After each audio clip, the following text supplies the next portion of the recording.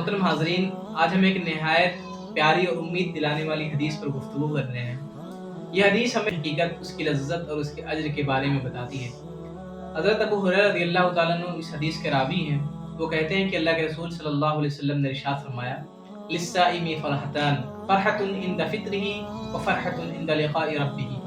अल्लाह के रसूल सल्लल्लाहु अलैहि वसल्लम ने इरशाद फरमाया कि रोज़ेदार के लिए दो खुशियाँ हैं, एक खुशी इफ्तार के वक्त और दूसरी खुशी अपने रब से मुलाकात के वक्त। मोहतरम नाज़रीन, पहली जो खुशी इस हदीस के अंदर जिक्र है वो इफ्तार का वक्त है।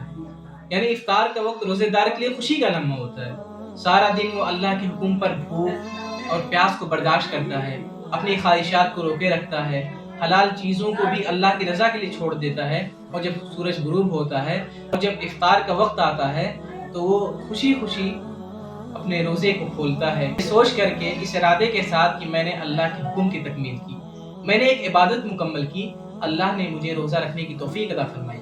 यह खुशी सिर्फ खाने पीने ही तक महदूद नहीं, बल्कि इताअत इलाही, इबादत की तकमील की खुशी होती है। मोहतरम सामीन, अल्लाह के रसूल सल्लल्लाहु अलैहि वसल्लम ने जो दूसरी खुशी का जिक्र फरमाया वो है रब से मुलाकात के वक्त। यानी क़यामत के दिन जब बंदा अल्लाह के सामने हाजिर होगा और अपने रोज़ों का अज्र देखेगा तो उसे ऐसी खुशी मिलेगी कि दुनिया में उसे ऐसी खुशी नहीं मिली थी। यानी अगर उसने वाकई अल्लाह रब्बुल इज़्ज़त के बताए हुए तौर तरीके के मुताबिक अपने रोज़े का एहतमाम किया होगा तो वो अल्लाह रब्बुल इज़्ज़त के यहाँ बुलंद मकाम व मर्तबा वाला होगा। क़यामत के दिन अल्लाह रब्बुल इज़्ज़त रोज़ेदारों के लिए एक अलग दरवाज़ा बनाएंगे, उसको सजाएंगे, जो बहुत ही बुलंद व बाला होगा, सिर्फ रोज़ेदारों के लिए होगा, बाबुर रियान। और जब जन्नती उसमें रोज़ेदार दाखिल हो जाएंगे तो अल्लाह रब्बुल इज़्ज़त उस दरवाजे को बंद कर देगा।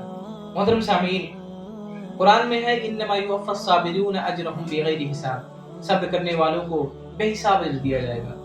और रोज़ा सब्र का आला तरीन शक्ल है, आला तरीन हिस्सा है, सब्र का आला तरीन ज़रिया है।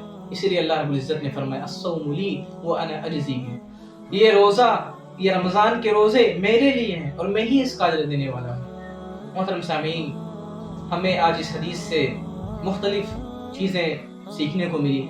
पहली जो चीज़ है वो ये है कि रोज़ा सिर्फ भूख प्यास का नाम नहीं है, बल्कि इबादत और इताअत का नाम है। और ये सच्ची खुशी अल्लाह की इबादत में है। दुनिया की इबादत आखिरत की दायमी खुशी बन जाती है और ये रोज़ा हमें अल्लाह से करीब करता है। लिहाजा हमें चाहिए कि हम रोज़े को सिर्फ रस्म ही ना समझें, बल्कि इसकी रूह को समझें। जब हम इफ्तार करें तो अल्लाह का शुक्र अदा करें और ये उम्मीद करें क़यामत के दिन भी हम अपने रोज़ों की वजह से खुश व खुर्रम होंगे, अल्लाह ताला हमसे राज़ी होगा। और आप अल्लाह ताला को इस रमज़ान मुबारक को इस तरह से मनवाइए, अल्लाह ताला को अपना बनाइए।